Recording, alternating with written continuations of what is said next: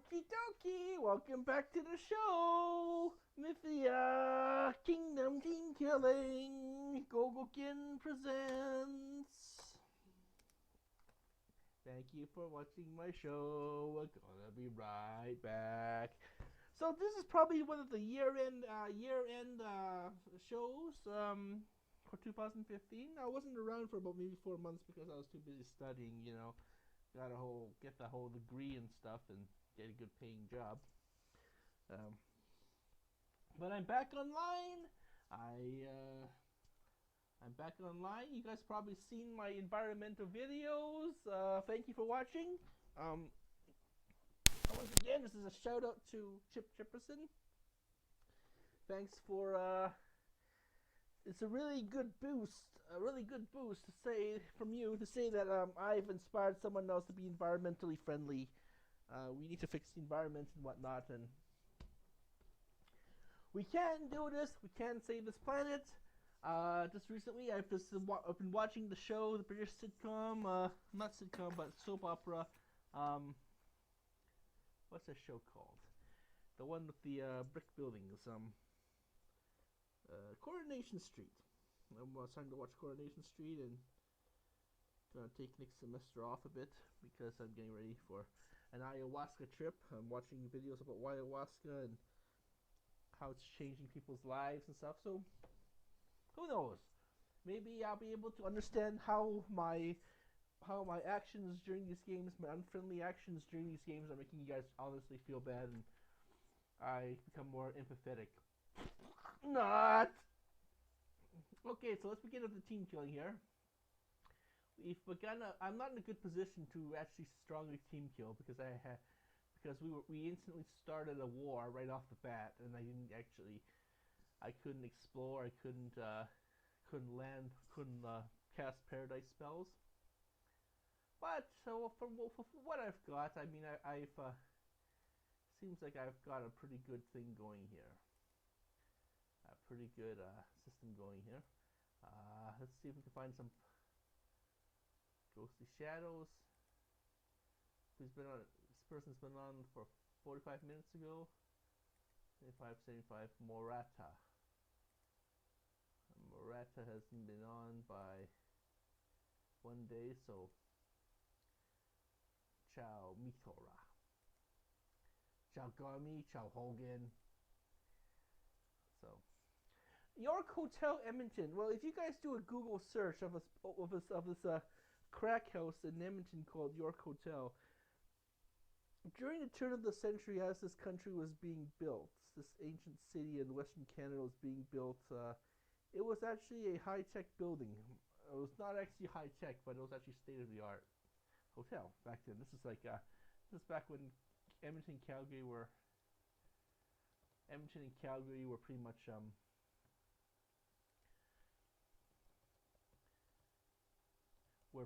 prairie towns. So let's look at some of the buildings here of Yorkhotel. A photo montage of it. This is what they're gonna try and build over this crack house. They're gonna build these parkways, and they destroyed this whole block of buildings here. It's one of the last remaining buildings of downtown Calgary. But let's look at the insides of these buildings to actually see how cracky this place is. This reminds me of the time when my dad was we used to live up in Edmonton, in Canada, and my dad used to drive past this place because it's right by Chinatown.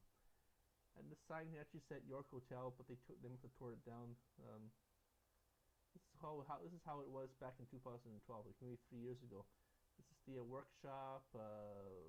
He's the photographer, Michael James. This is actually a nice, it looks like a Titanic almost, but that's a bathtub. Probably retiled in the 80s. Here's a crack. Here's a crack toilet. This is crack. If you look on the Facebook group Yorkhotel, this will actually show a close up of this. It would actually say dump all your needles here or something. See a crack building. 70s, 80s, 60s. That's the crack building right there. this lady used to live down here. This is her living quarters. She probably spent her evenings down here after working, and looks like she just got up and left. So this is from the 80s, from the 90s. Looks like she just got up and just left, right? See, look, I remember what these things are little plastic letters and stuff, and these boards had slits on them. So you put the plastic. It's not magnetic. You just put the plastic in there. This is like totally 80s, man. You know, this looks like the mustard seed or something. This is the front desk. See, it looks like totally something from what's that game called? Fallout 3. Yeah, Fallout 3. But that's York Hotel. I remember, like I said, you know, my dad taking me home from Pearl Harbor, from Pearl City, a restaurant and whatnot in Edmonton, and Edmonton's pretty much a city, necropolis. And once I get my Aboriginal addiction certificates and diploma, and eventually go back to Lethbridge, U of Lethbridge, and get the whole bachelor's degree, this is so I can move to Thailand and fuck off to Thailand and get people off drugs there. Maybe get a medal from the king if he's still alive. This is back in the 80s, and like this just trampy woman, she got like totally 80s. Those, how blonde girls had those really fuzzy perma hair. Now women just have their hair down, like really straight. But this is back in the 80s, where pretty much they're just discovering hot electronic curls and stuff, and she made her hair all curly and stuff. So she comes out all ganked up, all gooned up on drugs or whatever, heroin or whatever.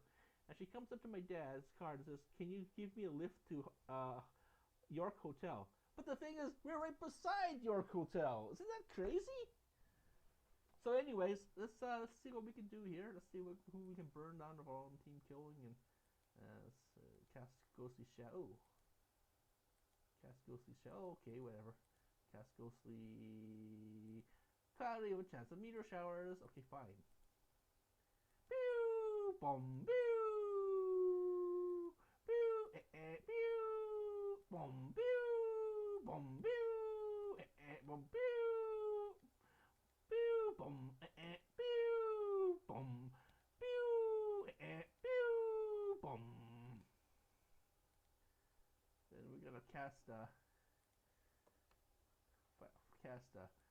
fireball on maybe like the king himself, Guguri, or the queen, Guguri here. Mad Bra, Ghostly Shadows, it's got good defenses. Morata's not real. Cast on your Mad Bro, Unsight Riots, and then we kill off all these people. Let's see here. 3 hours, so we'll just cast Night Strike. Woo! Dead bodies everywhere.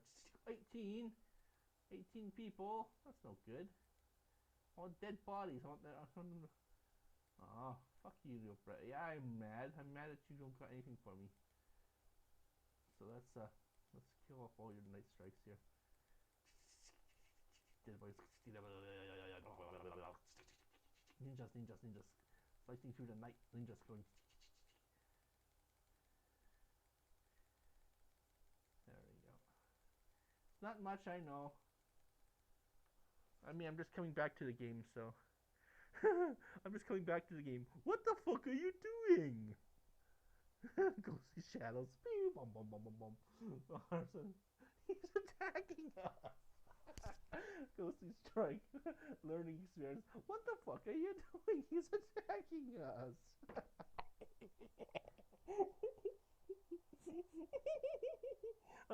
Just like, whatever. What the fuck are you doing? He's attacking. And you're sending what, like 5 thieves?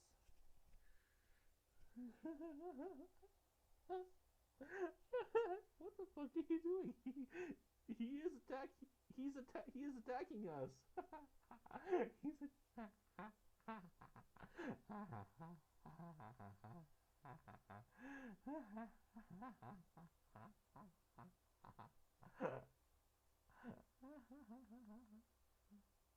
What the fuck are you doing? He's attacking.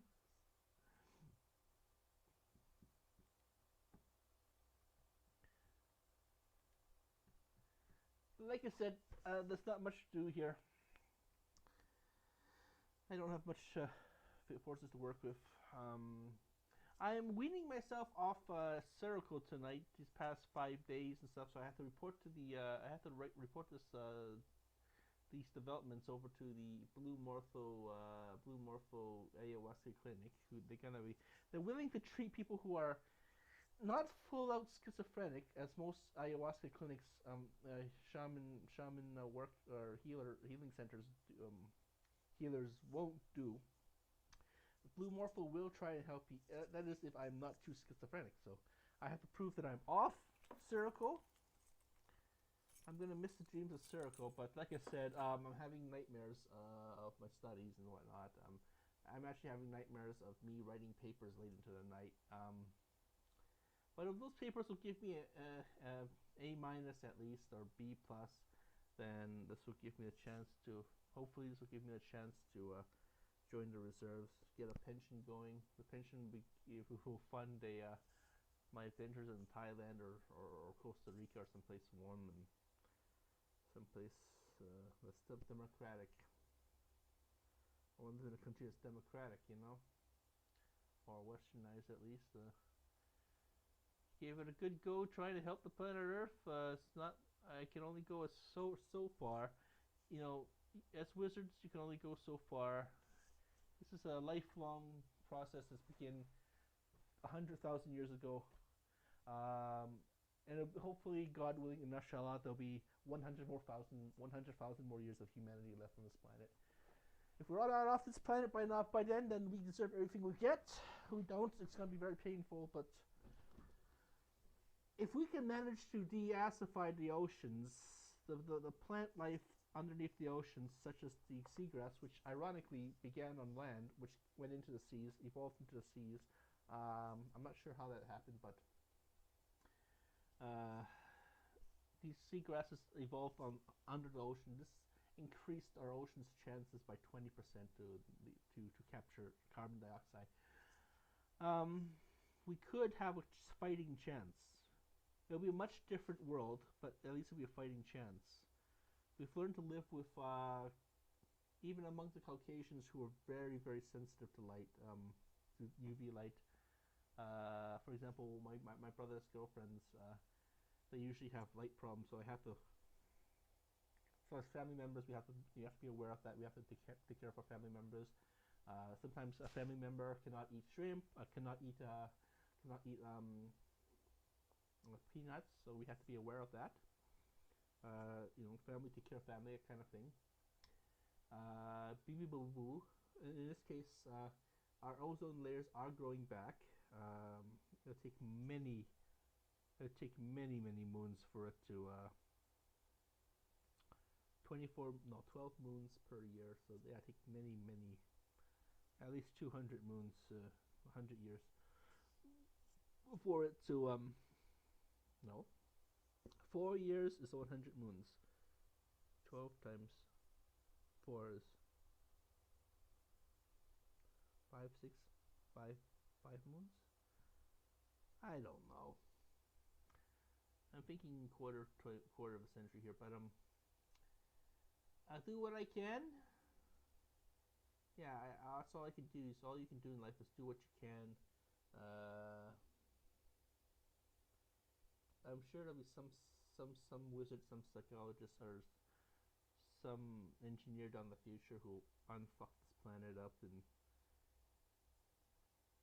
it's not now. We're in survival mode as a species. We're in survival mode, and like I said, the acidification of the ocean, the regeneration of ozone layer, it's very important to future generations, and for the church. I mean, you can't have a productive church if people are really sickly. I mean, really, really out of it. More church, more hands, more brains to contribute to the eventual rise of humanity, kind of thing. Anyways, I'm done with my 15 minutes, so I'll see you guys later here. Thank you for watching our show. We're gonna be right iPad.